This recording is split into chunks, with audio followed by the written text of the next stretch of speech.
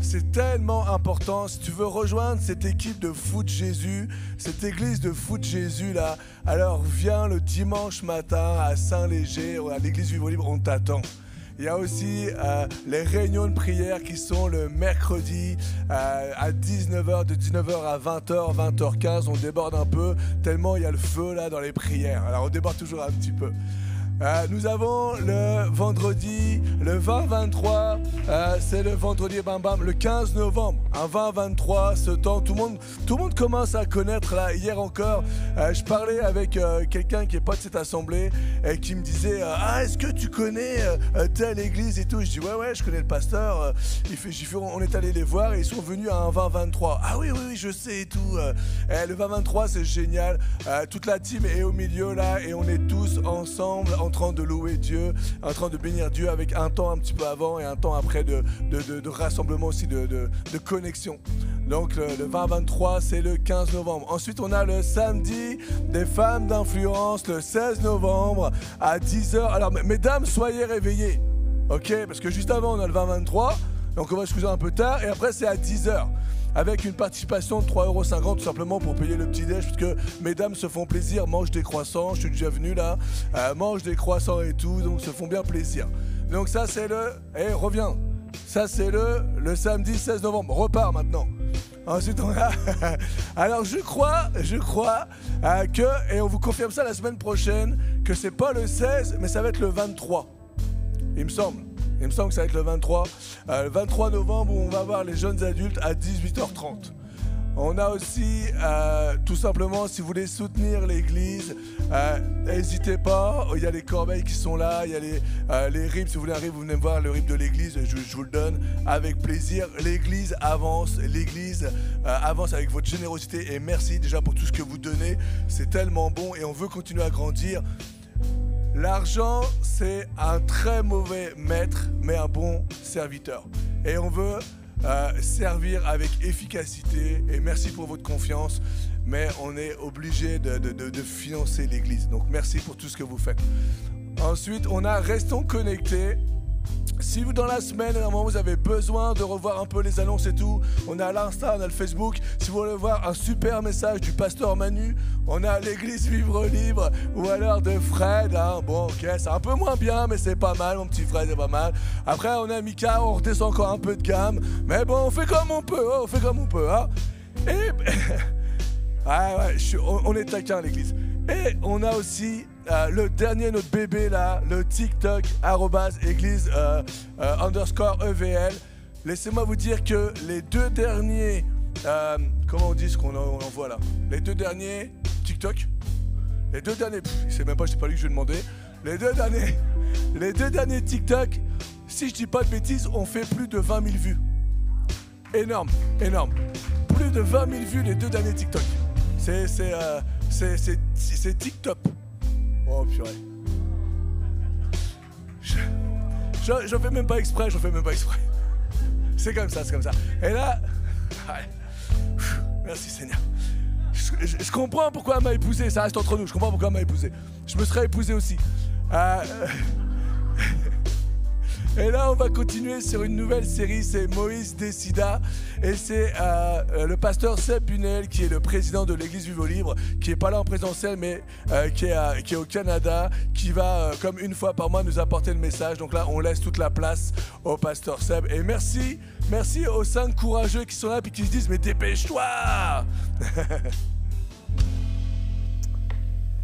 Bonjour à tous, c'est un plaisir d'être avec vous à l'église Vivre Libre ce matin pour apporter la parole de Dieu dans cette nouvelle série qui démarre, intitulée Moïse décida.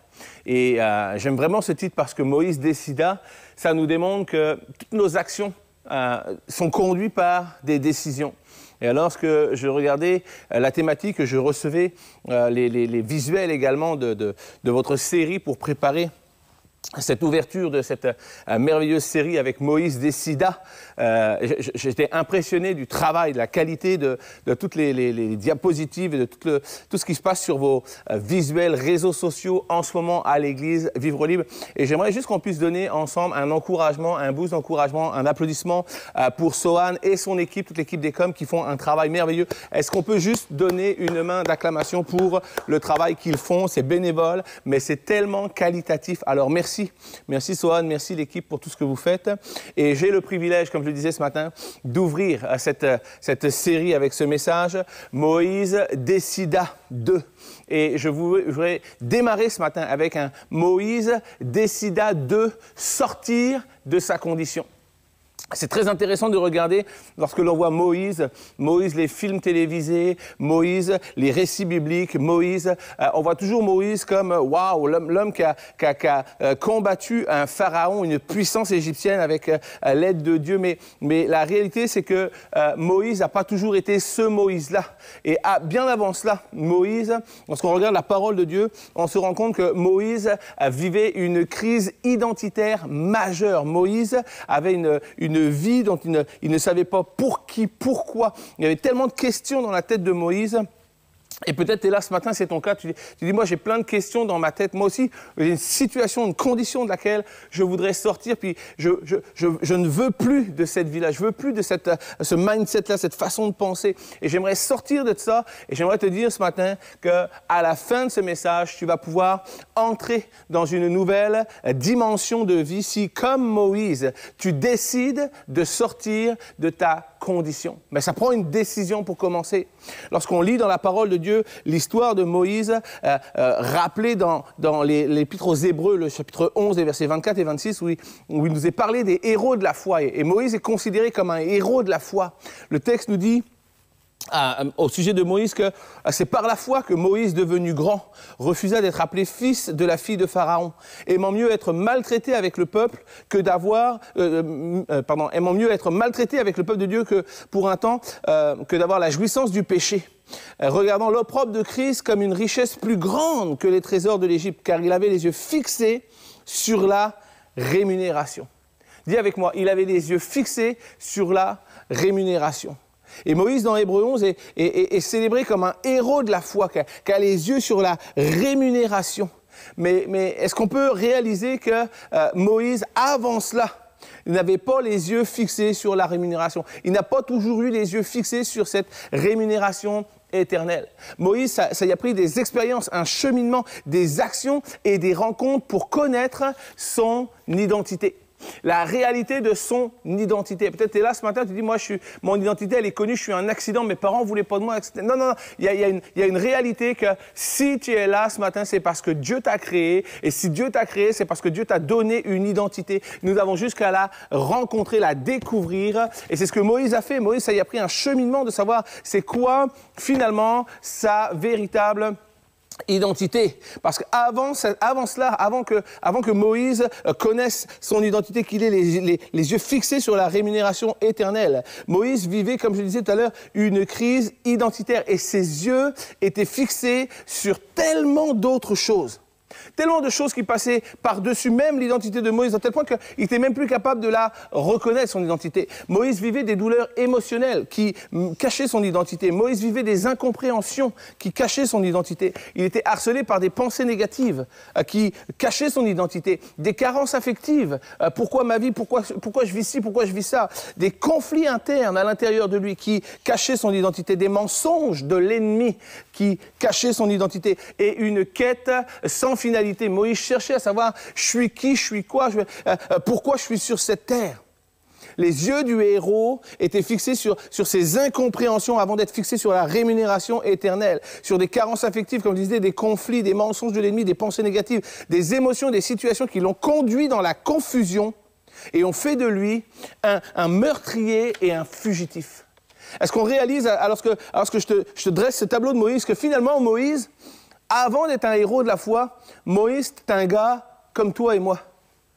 Moïse était un gars comme toi et moi. Les yeux de Moïse n'ont pas toujours été fixés sur la rémunération. Non, il a longtemps été dans la confusion, dans la douleur, dans la colère. Le texte nous dit qu'en Exode 2, le chapitre 2, les versets 11 à 15, que Moïse, devenu grand, se rendit vers ses frères et fut témoin de leurs pénibles travaux. Il vit un Égyptien qui frappait un Hébreu d'entre ses frères. Il regarda d'un côté et de l'autre. Il n'y avait personne et il tua l'Égyptien et le cacha dans le sable. Il sortit le jour suivant et voici 2 Hébreux se querellaient. Il dit à celui qui avait tort, « Pourquoi frappes-tu ton prochain ?» Et cet homme répondit, « Qui t'a établi chef et juge sur nous? Penses-tu me tuer comme tu as tué l'Égyptien ?» Moïse eut peur et dit, « Certainement, la chose est connue, ce que j'ai fait est connu. » Pharaon apprit ce qui s'était passé et il cherchait à faire mourir Moïse. Mais Moïse s'enfuit de devant Pharaon et il se retira dans le pays de Madian.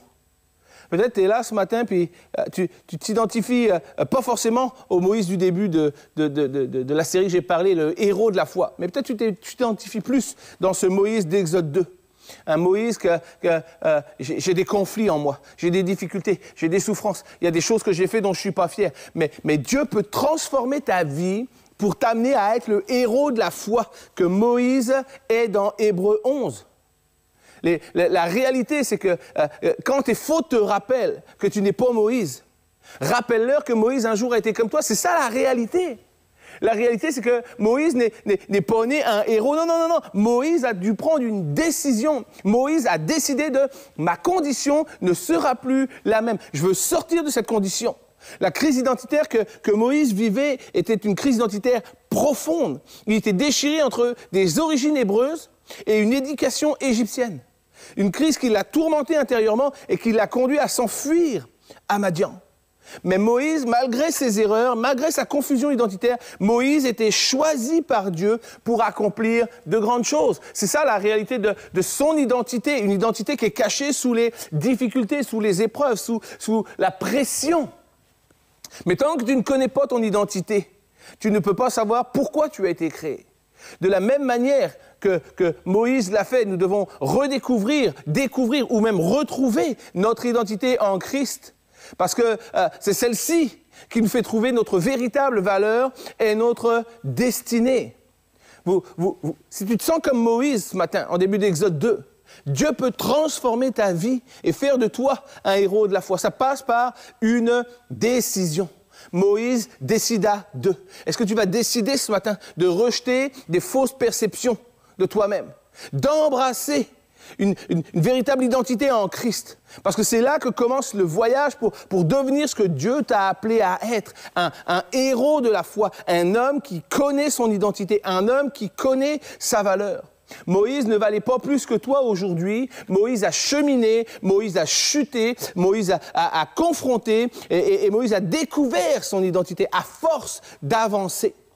Et mon premier point, je voudrais te dire la réalité de pourquoi nous avons besoin de décider de « je chercherai mon identité, celle que Dieu m'a donnée, parce que ton identité est vitale. » C'est par ton identité que tu sais d'où tu viens, que tu sais où tu vas. C'est par ton identité que tu existes. Ton identité, elle est cruciale pour ta compréhension de toi-même, pour la compréhension des directions de ta vie. Je te le dis, Moïse a vécu une crise existentielle majeure. Écoute bien ça, Moïse, il est né en plein génocide. Alors, ce qu'on a dit, vous tuerez tous les enfants mâles. Moïse, il naît, c'est pas la pire des saisons pour vivre quand tu es un bébé mâle de naître au moment où le roi dit, on va tuer tous les bébés mâles. Alors, pour être protégé, Moïse, il est abandonné sur le Nil par sa mère qui est hébreuse, récupéré par la fille de Pharaon qui est égyptienne. Il est renvoyé chez sa mère pour être nourri chez les Hébreux. Après, il est repris pour être élevé à la cour égyptienne. Il est hébreu de naissance, il est égyptien d'adoption. Moïse était constamment tiraillé entre deux mondes. Et écoute bien ça, parce que c'est une réalité. Moïse, il était illégitime parmi les Hébreux parce qu'il ne partageait pas leurs souffrances et qu'il était protégé par la puissance égyptienne. Mais en même temps, Moïse était perçu comme un imposteur par les Égyptiens parce qu'il restait fondamentalement hébreu. Il était toléré à la cour égyptienne. Il n'était pas accepté, il n'était pas aimé, il n'était pas affilié, il était juste toléré. Il était comme le jouet de la fille de Pharaon. Elle l'a voulu, elle l'a eu, mais il ne sera jamais des nôtres. Et pourquoi je te dis ça? C'est une réalité que Moïse n'était pas accepté parmi les Égyptiens parce que lorsque Moïse tue un garde égyptien, un homme lambda, le pharaon qui l'apprend va chercher à tuer Moïse. Comme si il attendait juste la faute, juste le faux pas pour condamner et pouvoir tuer l'imposteur à la cour égyptienne. Et le texte nous dit que Moïse n'avait même pas de protection royale. Lui, il était petit-fils du pharaon.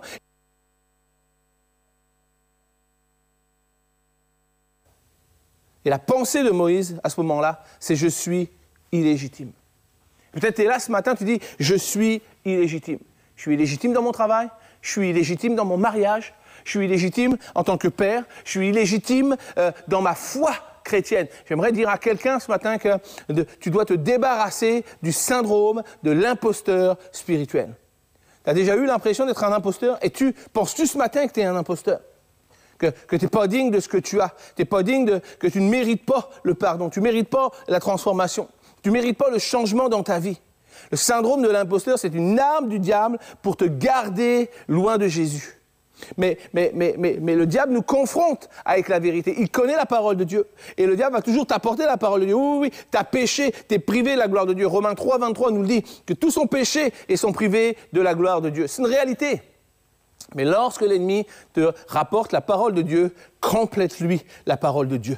Romains 3, 23 nous dit que tous sont péchés, sont privés de la gloire de Dieu. Oui, c'est une réalité, mais nous voulons te rappeler la continuité de cette vérité. Romains 3, 24 qui dit que nous sommes gratuitement justifiés par sa grâce, par le moyen de la rédemption qui est en Jésus-Christ, notre Seigneur. Tu n'es pas un imposteur ce matin. Tu es privé par nature, mais tu es racheté par la grâce de Dieu. Tu es privé par nature, mais tu es racheté par la grâce de Dieu. C'est la puissance de la croix qui résonne en toi et qui fait trembler l'enfer. Alors oui, tu as le droit de connaître ton identité. Comme Moïse, on se sent parfois toléré plutôt qu'accepté. Comme Moïse, des fois, on pense même que Dieu fait un effort pour nous. Dieu fait un effort de nous recevoir ce matin. Dieu fait un effort d'avoir une multitude de pécheurs dans un même lieu pour pouvoir se tenir dans la présence de Dieu. Mais nous ne sommes pas tolérés, nous sommes acceptés. C'est un désir de Dieu de nous avoir avec lui. Quand Jésus va déclarer sur la croix que tout est accompli, tétélestai, ça signifie que tout est accompli. C'est un contrat parfaitement rempli. C'est une œuvre achevée qui ne peut subir aucun changement, aucune variation. Non, tout est accompli. Tu n'es pas toléré, tu es aimé et accepté ce matin et que ceux qui le croient disent juste Amen. Crise existentielle. C'est un des fléaux de notre monde moderne. Et Moïse vivait une crise existentielle. Et notre monde vit cette même crise existentielle. Notre société moderne est en crise identitaire avec des concepts de genre, d'identité personnelle en perpétuelle évolution. Et les individus sont encouragés à décider eux-mêmes de leur identité, ce qui conduit à un vide intérieur qui est toujours plus grand. Et notre monde tente de combler ce vide par toutes sortes de moyens. Mais s'éloigne de plus en plus de la véritable identité que Dieu veut nous révéler. Si tu veux connaître ta réelle identité, tu dois t'approcher de Dieu. Blaise Pascal, philosophe et mathématicien français du XVIIe siècle, a déclaré ceci. Il a dit « Ce qui rend l'homme incapable de rester paisible dans une chambre seul avec lui-même, c'est qu'il a naturellement le vide et l'ennui dans le cœur. Et il sent qu'il manque quelque chose, sans savoir ce que c'est. En d'autres termes, l'homme a un vide en forme de Dieu dans son cœur. Et seul Dieu peut le combler. » Moïse cherchait. Moïse s'efforçait de combler un vide. Il cherchait une identité terrestre. Est-ce que je suis hébreu? Est-ce que je suis égyptien? Est-ce que je suis ceci? Est-ce que je suis cela? Et finalement, il s'enfuit, puis finalement, je serai un berger. Il cherchait une identité terrestre. Mais avant même d'être enfanté, il avait été créé et désiré par Dieu. Et comme Moïse, nous avons besoin de reconnaître que notre véritable identité, elle est en Christ et non dans les choses du monde. Nous avons besoin de réaliser que nous trouvons la paix et la plénitude que Dieu seul peut offrir lorsque nous le cherchons. Lorsque nous décidons je veux connaître c'est quoi sa volonté pour ma vie, je veux connaître mon identité, je veux connaître ma destinée. Moïse n'avait pas conscience que Dieu l'appelait pour une destinée. Et Dieu a une révélation puissante pour Jérémie dans la parole de Dieu. alors que cette révélation est donnée, c'est une révélation qui est largement valable pour nous aujourd'hui. Il dira à Jérémie, chapitre 1, verset 5, il dira « Avant que je t'eusse formé dans le ventre de ta mère, je te connaissais. Avant que je t'eusse sorti de ton sein, je t'avais consacré. » Tu n'es pas une erreur ce matin. Non, tu n'es pas un accident. Tu n'as pas simplement été enfanté, tu as été créé par Dieu. Tu as été créé pour exister. Ne laisse pas l'ennemi, ne laisse personne te dire que tu es une erreur, que tu ne vaux rien. Tu as été créé par Dieu pour exister et pour être consacré. Mais le monde est plongé dans une amnésie spirituelle qui éloigne de Dieu et qui entraîne le monde, l'humanité dans une quête vaine pour remplir le vide de nos vies sans réaliser que nous avons besoin de Dieu pour remplir. Je ne peux pas dire autrement que le monde n'a pas besoin de validation constante de la part des gens. Tu n'as pas besoin de validation constante de la part des gens. Le monde n'a pas besoin de se comparer sans cesse aux autres pour exister. Le monde n'a pas besoin de se conformer à la majorité. Le monde n'a pas besoin de cumuler des conquêtes amoureuses pour exister. Le monde n'a pas besoin de briser son mariage pour retrouver une pseudo-liberté. Le monde n'a pas besoin de changer de sexe pour exister. Nous avons besoin, le monde a besoin de Jésus pour combler le vide dans le cœur qu'ils ont et pour transformer leur vie et les amener à retrouver leur identité, celle que Dieu leur a donnée, celle qui est cachée sous toute une sorte de mensonge, de difficultés, d'épreuves, de souffrances et qu'on n'a plus la possibilité de trouver. Tu n'es pas une erreur, tu n'es pas un accident. Comprenez que nous avons tous une identité qui nous surpasse, de tous qui sommes sur cette terre. Psaume 68, les versets 6 et 7, David dira que Dieu est le père des orphelins, le défenseur des veuves. C'est lui qui est dans sa demeure sainte. Que Dieu donne une famille à ceux qui ont été abandonnés. Il délivre les captifs, il rend heureux. Et ça, c'est la réalité. C'est ce que Dieu veut pour ta vie. Il est celui qui révèle la véritable identité pour nous conduire dans notre véritable destinée. Parce que là, il y a une réalité que nous ne connaissons pas ou que nous oublions, c'est que nous avons une destinée. La destinée pour l'humanité, c'est de rencontrer Dieu pour être sauvé. C'est pour ça que Jésus est venu, que Jésus a donné sa vie. Et nous marchons dans une destinée. Mais nous avons besoin aujourd'hui de sortir de notre destinée de mensonges et de péchés pour entrer dans la destinée que Dieu a décidé, désirée pour nous. Sais-tu que même lorsque Moïse est dans le panier sur le Nil, il est dans sa destinée. Lorsqu'il grandissait sans identité claire, il marche dans sa destinée. Au milieu de ses combats, de ses souffrances, de ses tourments, il est dans sa destinée. Lorsqu'il s'enfuit dans le désert, il est dans sa destinée. Peut-être ce matin, tu ne sais pas pourquoi tu vis ce que tu vis, mais j'aimerais te dire que tu es dans ta destinée. Que ce soit ta première fois ici, que tu aies été invité, que tu sois venu par toi-même. Ce matin, lorsque tu venais à l'église, tu marchais dans ta destinée. Lorsque tu écoutes ce message, peut-être en ligne, tu es dans ta destinée. Et ma prière pour toi, c'est qu'à la fin de cette réunion, tu retrouves ton identité en Christ. Parce que ton identité n'est pas déterminée par ceux qui t'ont engendré ou ceux qui t'ont élevé. Ton identité, elle est déterminée par celui qui t'a créé. Et ça, c'est une bonne nouvelle pour les orphelins, pour les solitaires, pour ceux qui ont été rejetés, pour ceux qui sont délaissés, pour ceux qui sont abandonnés. Que tes parents t'aient désiré ou pas, Dieu t'a créé avec un but. Dieu t'a accepté pleinement. Dieu t'aime inconditionnellement. Quelqu'un doit dire amen à ça. C'est une réalité de la vie. La crise existentielle de Moïse l'a conduit dans des décisions désastreuses. Ça a entraîné son exil.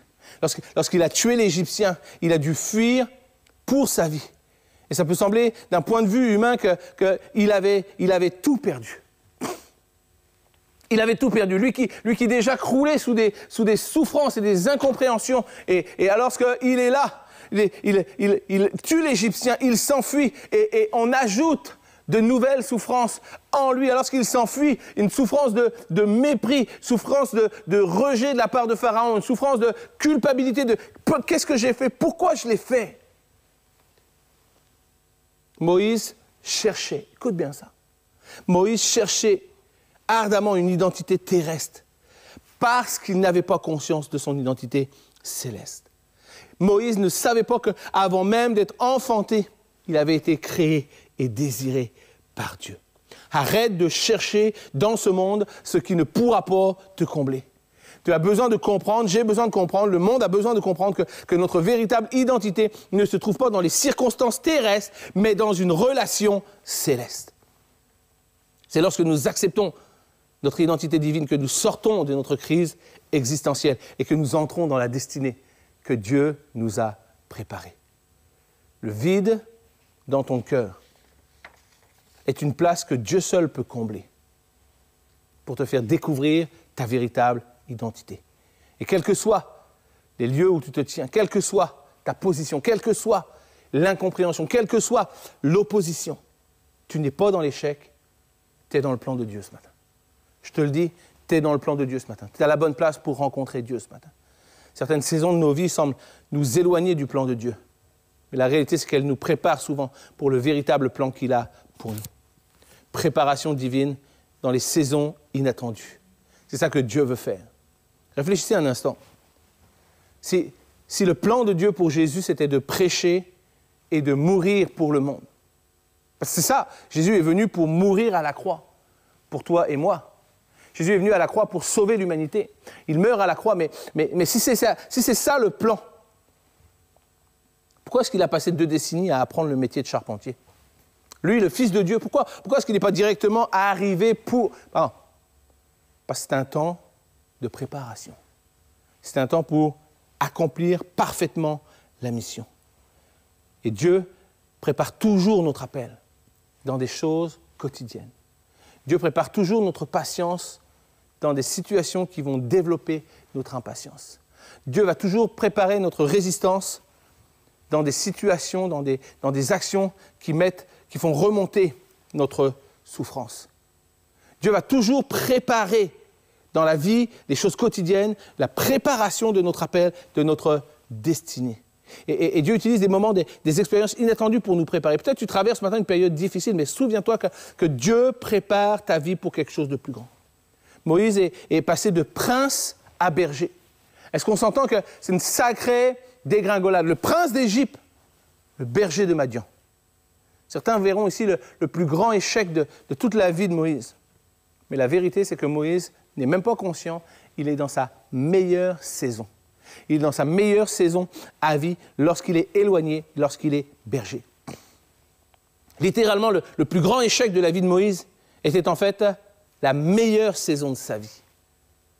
Pour échapper à la colère de Pharaon, dans la peur, il a fui dans le désert.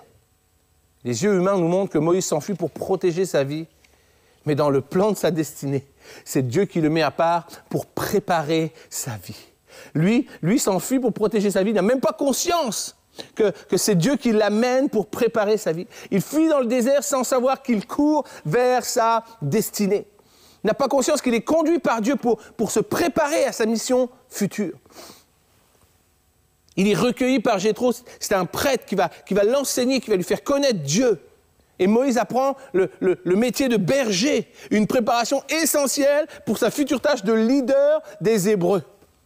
Les périodes de formation et de service sont cruciales pour nos vies. Et des fois, il y a des choses qu'on ne veut pas avoir à passer, mais Dieu dit, si, il faut que tu passes par là pour pouvoir entrer dans la destinée que j'ai pour toi. Il y a des gens qui sont passés par la maladie pour pouvoir enseigner des gens qui vivent la maladie. C'est une réalité. Les périodes de formation, de service sont cruciales. Elles développent en nous les compétences et notre caractère. Regardez avec moi juste les responsabilités de berger. Lorsque Moïse passe de prince d'Égypte à berger en Madian, ses responsabilités sont de garder et de protéger le troupeau des prédateurs et des voleurs.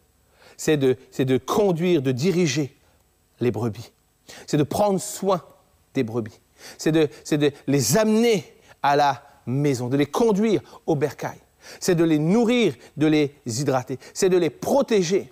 C'est de s'assurer que tout le monde est là, de les compter, de les dénombrer, pour s'assurer qu'aucune n'est perdue. Mais la réalité, c'est que si Moïse n'avait pas fait tout cela, Moïse n'aurait jamais pu conduire le troupeau. Moïse a fui dans le désert pour protéger sa vie, il n'avait pas conscience que Dieu l'amenait dans le meilleur des camps d'entraînement. Comme Moïse a appris ses responsabilités, en tant que berger, nous devons nous aussi accepter les saisons et les tâches que Dieu nous confie, même si ça nous semble éloigné de notre mission principale, même si ça nous semble que ça nous fait mal pour un temps. Oui, il y a une réalité, c'est que Dieu veut nous préparer. Ne me demandez pas pourquoi, mais le désert, c'est le lieu préféré de Dieu pour les rendez-vous d'intimité. Certains préféraient aller prendre un café chez McDo, un café chez Starbucks pour discuter. Mais Dieu, lui, quand il veut te parler, t'emmène au désert. Et c'est fou de réaliser ça, c'est que lorsqu'il est au désert, Moïse va vivre sa plus belle des rencontres. Dieu lui parle dans le désert. Lorsque Moïse a entendu parler de Dieu, lorsqu'il a été préparé dans son appel, le texte nous dit, Exode 3, les versets 1 et 2, que Moïse faisait paître le troupeau de Jéthro, son beau-père, lorsque l'ange de l'Éternel lui apparut dans une flamme de feu au milieu d'un buisson. Et j'aime la parole de Dieu. Le prophète Osée dira ceci, c'est pourquoi je veux l'attirer et la conduire dans le désert, là où je parlerai à son cœur. C'est exactement ce que Moïse vit à ce moment-là.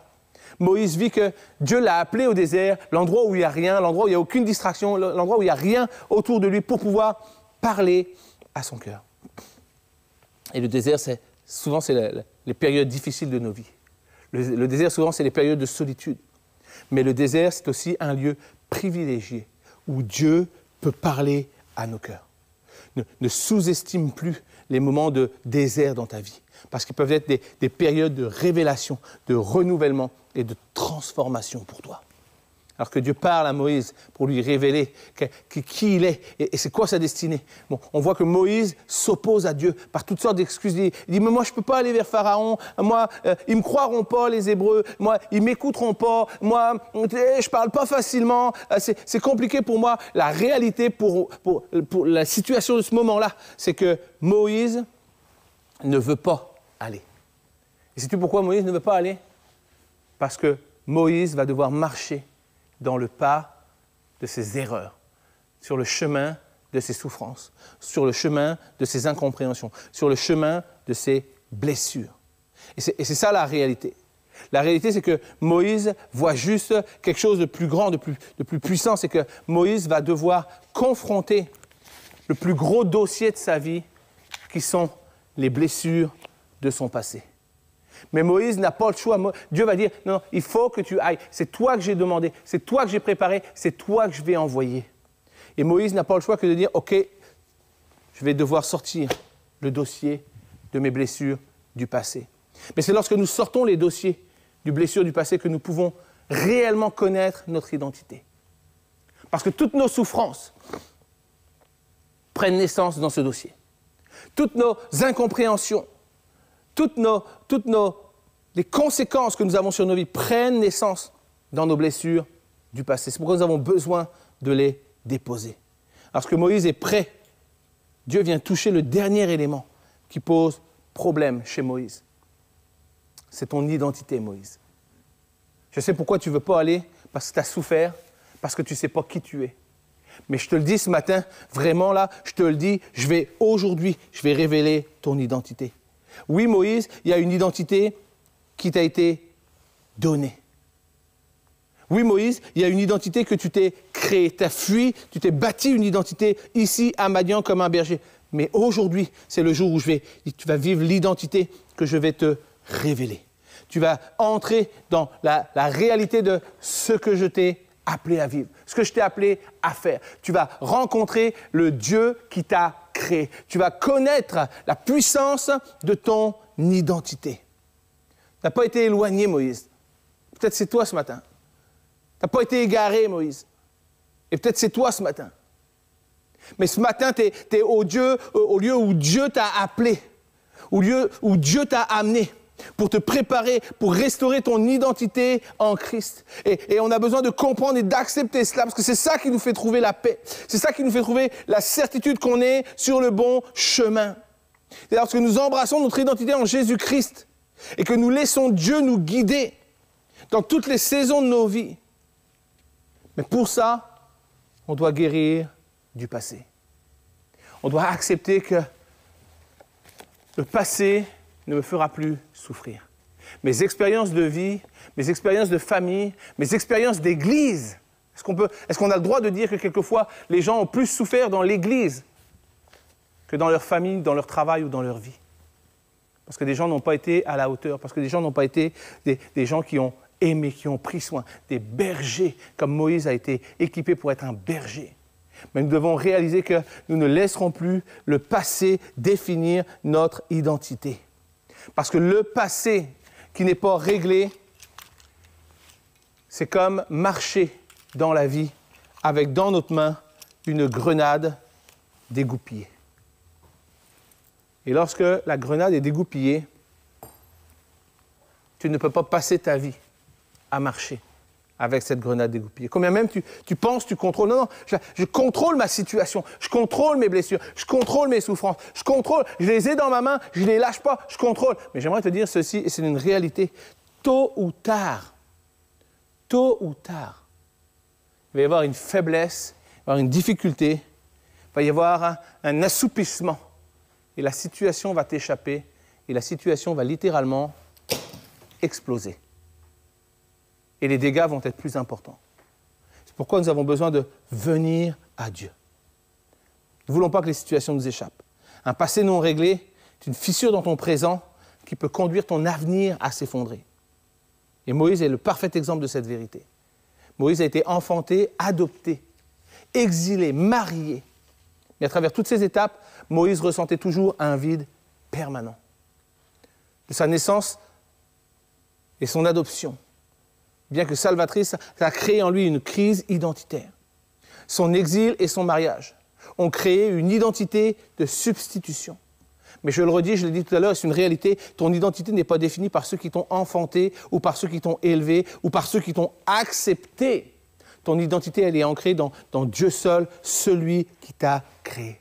Celui qui voit au-delà de l'extérieur. Tes parents, tes amis peuvent voir ton apparence extérieure sans comprendre les tempêtes émotionnelles, les combats intérieurs, les peurs, les souffrances, les blessures que tu traverses. Mais Dieu connaît ton cœur. Rien n'est caché devant les yeux de Dieu. Il connaît tes luttes, il connaît tes douleurs les plus profondes. Pendant que j'appelle les musiciens à venir me rejoindre, j'aimerais dire ceci ce matin. C'est ma conclusion. Tu es un enfant de Dieu. Même si l'ennemi te ment, même si tu n'en as pas conscience, je veux te le dire ce matin. Peut-être tu es là ce matin pour la première fois ou l'une des premières fois. Peut-être tu t'interroges. Tu es un enfant de Dieu. Peut-être tu as commis des choses tellement pas belles. Même en étant chrétien régulier à l'église, dans ton cœur, il y a des choses qui ne sont pas belles. Tu es un enfant de Dieu. Je veux que tu le saches. De sa naissance à sa mise dans le panier sur le Nil, Moïse était un enfant de Dieu. Abandonné par ses parents, mais conduit et guidé sur la rivière de la destinée. Méprisé et condamné par le Pharaon, mais aimé de Dieu. Fuyard dans le désert, mais conduit par Dieu pour se rapprocher de Dieu. Et dès le début, Dieu savait que Moïse allait être le libérateur des Hébreux. Et Moïse lui-même n'en avait pas conscience. Le désert, le lieu où Moïse était le lieu où Moïse devait être préparé et réparé. Et souvent, on veut bien être préparé, mais on ne veut pas être réparé. Est-ce que ce matin, tu as besoin d'être réparé dans ton cœur, réparé dans tes pensées, réparé dans ton âme? Moïse décida de changer sa condition. C'est ça le titre du message ce matin. Est-ce que tu veux changer ta condition? Ton passé peut contenir des blessures, des traumatismes non résolus, mais Dieu veut guérir et Dieu veut restaurer pour te faire retrouver ton identité. C'est en lui et en lui seul que tu vas trouver une identité véritable et que tu vas trouver la guérison de ton passé.